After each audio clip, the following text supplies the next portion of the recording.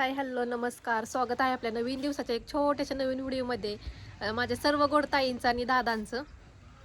तर मी हे टाकलेलं वाळायला किराण्यातलं सामान आणि वाळायला टाकून शेंगदाणा खोबरं ही वर हात द्यायला आलती एक नाही का असं म्हणजे खाली वरती करायला चांगलं वाळण्यासाठी. आता ते वाळलंय, थोड्या वेळाने भरून घेऊन जायचं. आणि मला आवळ्याची रेसिपी पण आवळ्याचा मुरंबा पण करायचा होता, मला आपल्या फॅमिली सोबत शेअर करावं. कारण दरवर्षी मी करत असते. आवळं ह्याचं थंडीत चांगलं येतात फ्रेश, म्हणून वर्षाचं करून ठेवत असते एकदाच. तर मला आपल्या फॅमिलीसोबत पण रेसिपी शेअर करावी. तर तुम्ही नक्की पहा मी आवळ्याचा मुरंबा कशी करते ते. तर आवळं आता आणलेत मी, तर तुम्हाला दाखवते रेसिपी. तर मी इथे 2 किलो आवळे आणलेत, पाहू शकता. एकदम ताजे आवळे इथे बाजारात आता फ्रेश आवळे येतात. इथं 2 किलो आवळे घेतले. आता हे स्वच्छ धुवून घेते मी ह्याला. त्या पातेल्यात आवळे टाकल्यात. आता मी त्याला चांगलं धुवून घेते.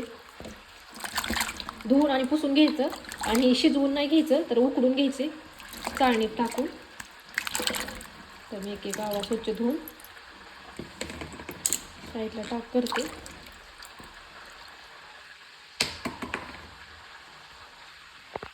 तर इथं मी आवळं धुवून घेतले. तर आता कपड्याने असं पुसून, ज्या चाळणीमध्ये उकडायचं आहे ना, आता जास्त असल्यामुळे 2 किलो ना, मग मी ह्या चाळणीमध्ये घेतणार आहे. तर ह्या चाळणीत पुसून ठेवायचं एक आवळा, जेणेकरून कसं की ह्यात पाणी राहू नये आणि वर्षभर टिकणार. त्यासाठी थोडीशी काळजी घ्यावं लागेल की आवळा पुसून घ्यावा लागेल. तर आता पुसून घेते मी सर्व आवळे. तर मी सर्व आवळे पुसून घेतलेत. आता काय करायचं, ह्या चाळणीमध्येच उकडाय टाकणार आहे, कारण सगळं एकदाच उकडेल, डबल कुटाणा नाही करायचा होईल. आता एक मोठं पातेलं घेतले. ह्याच्यात साधारण 2 तांबे पाणी ओतते. बघ, कारण मी 1.5 लिटरच पाणी घेतले, 3 तांबे घेतलेत अर्धा लिटरचं. तर आता गॅस पेटवून आवळे चाळण ह्याच्यावरती मांडायची.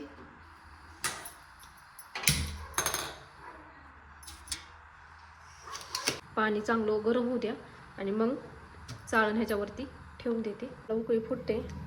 हे पहा, आवळ्यात व्हिटॅमिन सी भरपूर प्रमाणात असतं. त्वचेसाठी पण खूप छान असतं आवळा. आणि 1 किलो संत्रीत एकच आवळ्यात व्हिटॅमिन सी भरपूर प्रमाणात असतं 1 किलो संत्रीच्या मानाने. तर ह्या दिवसात आवळे आहेत, सर्वांनी खाल्ले पाहिजेत. मी तर दरवर्षीच करत असते. गेल्या वर्षी 1 किलोच केलं, ते काय पुरलं नव्हतं, म्हणून ह्या वर्षी मी 2 किलो आवळा मुरंबा करणार आहे आवळ्याचा. तर आपल्या पाण्याला इथं उकळी फुटली. आता हे गॅस कमी करायचा आणि घ्यायचं ह्याच्यावरती, कमी गॅसवरती. वाफ पण निघायला लागली लगेच. झाकण ठेवून आता पातेलं गॅसवर ठेवून कमी गॅस करून त्याच्यात आवळं टाकलेत आणि कंप्लीट 15 मिनटंच कमी गॅसवर शिजवून घ्यायचे. जास्त नाही घ्यायचं, कारण गुळात पण शिजवायचं आहे ना, नाहीतर जास्त शिजलं ना तर पाकळ्या गुळात सुट्टीने. 2 किलो आवळ्यासाठी इथं मी 2 किलो गूळ घेतलेला आहे. आता हे गूळ आपल्याला चिरून घ्यावं लागेल. आवळ्याला अजून पौष्टिक बनवण्यासाठी साखरेत नाही बनवते, गुळातच बनवणार आहे. साखर पांढरी करण्यासाठी ना तिला भरपूर केमिकल वापरलं जातं. त्यामुळे गुळ हे कसा पौष्टिक आहे आणि थंडीत गुळ खाल्ल्याला पण चांगला असतो. त्यामुळे गुळात बनवणार आहे. अजून आपल्याला पौष्टिक होण्यासाठी. आवळा शिजतोय तोपर्यंत मी आता गुळ चिरून घेते, जेणेकरून पातळ चिरलं म्हणजे लवकर आवळ्यात विरघळेल. खडे असले की खडे करायला उशीर विरघळायला लागतो.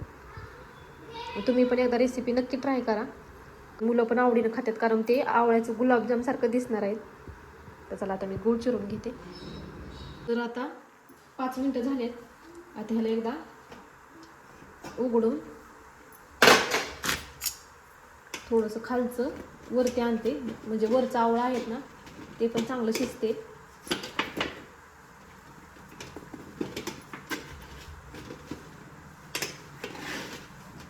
कलर चेंज झालाय खालच्या आवळ्यांचा.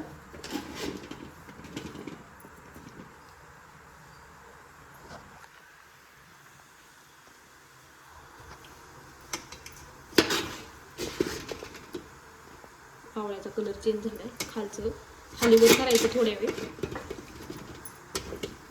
परत झाकून ठेवून द्यायचं. आता 5 मिनिटं झाल्यात. अजून एकदा दोनदा त्याची जागा चेंज करते. आता शिजलं नाही तर अजून थोडासा कलर चेंज झालाय आवळ्याचा.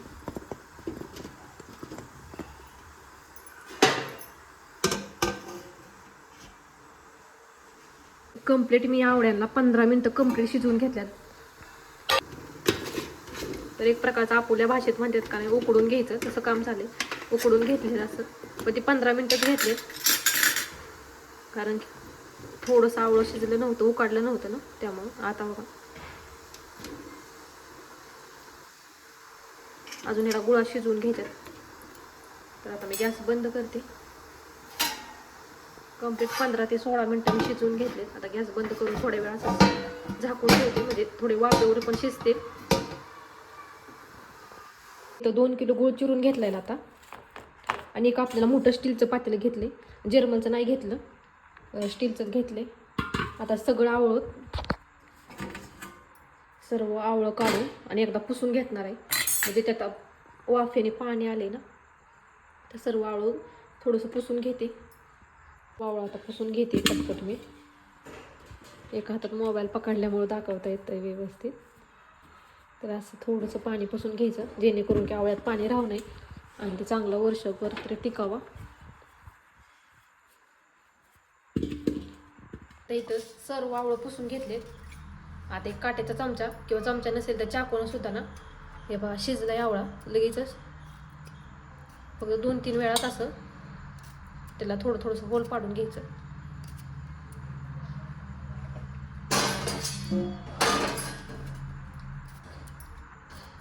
ऊन नाही घ्यायचा, कारण शिजवून घेतलं ना त्यातलं थोडंसं गुणधर्म कमी होतात, त्यासाठी उकडूनच घ्यावा लागतो. म्हणून मी तर उकडूनच घेतलाय. तर बघा किती पटपट पटपट पटपट होते शिजल्यामुळं. सर्व आवळ्यांना आता काटेरी चमच्याने मी होल पाडून घेतलेत. आता साईडला ठेवलेला 2 किलो गूळ आहे ना, ते सर्व मिक्स करायचं आहे. आवळ्यामध्येच खालीच मिक्स करायचा चांगला व्यवस्थित. तर आता मी मिक्स करून घेते. आणि 2 किलो आवळा असेल ना तर त्याला 2च किलो गूळ घ्यायचा. जर अर्धा किलो आवळा असेल तर अर्धाच किलो गूळ घ्यायचा, आणि 1 किलो असेल तर 1 किलोच घ्यायचा. कारण समप्रमाणात घेतलं ना, कसे आवळे तुरट असतात ना, त्यामुळं व्हायचं जास्त तुरट होत्यात. त्यामुळं समप्रमाण घेतलं की व्यवस्थित एकदम मस्त लागतात. तर आता इथं मी सर्व आवळे आणि गूळ टाकून घेतलं आणि व्यवस्थित हलवून घेतले. आता ते पातेलं गॅसवर ठेवून गूळ वितळेपर्यंत, गुळाचा पाक होईपर्यंत त्याला सतत हलवावं लागतं. आणि ह्याच्यासाठीच जास्त आवळं शिजवण्यात घेतलं, आणि सतत त्याला हलवत राहावं लागतं, कारण गूळ असतो ना ते चिकटतं. आणि ह्याच्या पातेल्यात नाही घ्यायचं जर्मलच्या, ते आपण म्हणतो ना जर्मलचं पातेलं. मी तर स्टीलचंच पातेलं वापरले, कारण की आता आपल्याला आवळच पौष्टिकच बनवायच्यात ना, मग जर्मलचं वगैरे पातेलं नाही वापरलेलं, स्टीलचंच पातेलं वापरले. तर व्हिडिओ इथं थोडासा पळवला होता.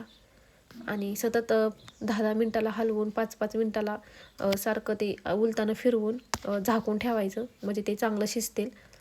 तर पाहू शकता इथं गूळ असा फुसफुस करत वरती आलाय, म्हणजे फसकत होता गूळ ते. तर मग सतत हलवावं लागतं चांगलं, म्हणजे सारखं पण नाही हलवायचं त्याला, आणि हलक्या हलक्या हाताने थोडंसं हे करायचं, कारण की आवळ्यात उलटानं गेलं ना तर कसं पण चिरतील आवळं.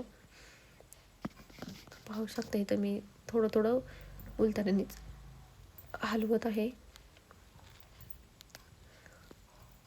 तर इथं आवळं आपलं शिजल्यात, म्हणजे त्याच्यात चिरा पडल्यात. चिरा दिसतात का त्याच्या? शिरा दिसतात, म्हणजे ते शिजत आलंय आता. पण एवढ्यावर नाही थांबायचं, चांगलं शिजवून द्यायचं. तर हो का इथं कसा मगाशी कसं दिसत होतं, पण आता गुळाचा पूर्ण पाक तयार झालेला आहे. आवळं पूर्ण शिजून निघलीत. अजून आपल्याला थोडंसं पाक करावं लागेल, म्हणजे त्याची चव चांगली होईल, तुरट नाही लागणार जास्त. आणि आवळं खूपच आयुर्वेदिक आहेत. आपलं BP, साखरेसाठी, रक्तवाढीसाठी, भुकेसाठी, सगळ्यांसाठी उपयोगी आहेत. तर इथं मी अजून पाक केलेला आहे, अजून चांगलं 15-20 मिनटं तरी थोडंसं कमी गॅसवर, मी सौर आवळा आहेत ना ते थोडं कमी गॅसवरच केले, फुल गॅसवर नाही केलेलं. अजून 10-5 मिनटं हलवते आणि मग गॅस बंद करून घेते. कमी गॅसवरच आवळ्यांचं हे हलवायचं, जास्त पण नाही त्यात उलताना गेलं पाहिजे असं की. बघा माझं तर अजून अक्कच आहेत. एखादा कुठे जास्त छोटा आवळा होता ना ते फक्त शिजलेला वेगळा झाला, नाही तर बाकीचे आहे असेच आहेत. फायनल रेसिपी पाहू शकता किती मस्त दिसत आहे. एकदम असं वाटतं गुलाबजामुनच आहेत. वास तर एवढा छान येत होता ना की बोलूच नका. असं वाटायचं गरम गरमच खाऊन टाकावं त्याला. एकदम मस्त होती. नक्की तुम्ही रेसिपी ट्राय करून पहा. आणि पौष्टिक पण आहे, कारण गुळात बनवली, साखरेत नाही बनवलेली. तुम्ही एकदा नक्की ट्राय करा. तुम्हाला जास्त करायची नसेल तर अर्धा किंवा 1 किलोची करा. ह्याला थोडासा टाईम लागतो. तर पहा, सकाळी मी त्याला रात्रभर तसंच ठेवलेलं आणि सकाळी असं व्यवस्थित एकदम परफेक्ट प्रमाण झाले. पाण्याचा एक टिपका पण नाही टाकलेला गुळात. आवळ्यालाच पाणी सुटून ते मस्त झाले. तर बघा काचेच्या भांड्यात कसं चमकत होतं एकदम मस्तच. तर कसे वाटले आवळ्याची रेसिपी ते नक्की सांगा. आणि आवडत असेल तर एकदा ट्राय करून पहा. आणि रेसिपी आवडली असेल तर लाईक करा, चॅनलला सबस्क्राईब करा आणि शेअर पण करा. तर व्हिडिओ शेवटपर्यंत बघितल्याबद्दल थँक्यू. तर चमच्यात घेऊन पहा किती मस्त वाटते ते. आणि लगेचच ते शिजलंय. त्याचं पाकळ्या बघा किती छान दिसते. मस्तच वाटत होतं. आणि चवीला पण एकदम छान झालाय. अजिबात ते तुरट लागत नाही. तुम्ही एकदा नक्की ट्राय करून पहा. आणि एखाद्या स्वच्छ स्टीलच्या डब्यात किंवा काचेच्या डब्यात तुम्ही भरून ठेवा. तर चला एकदा रेसिपी ट्राय करा आणि बाय सगळ्यांना.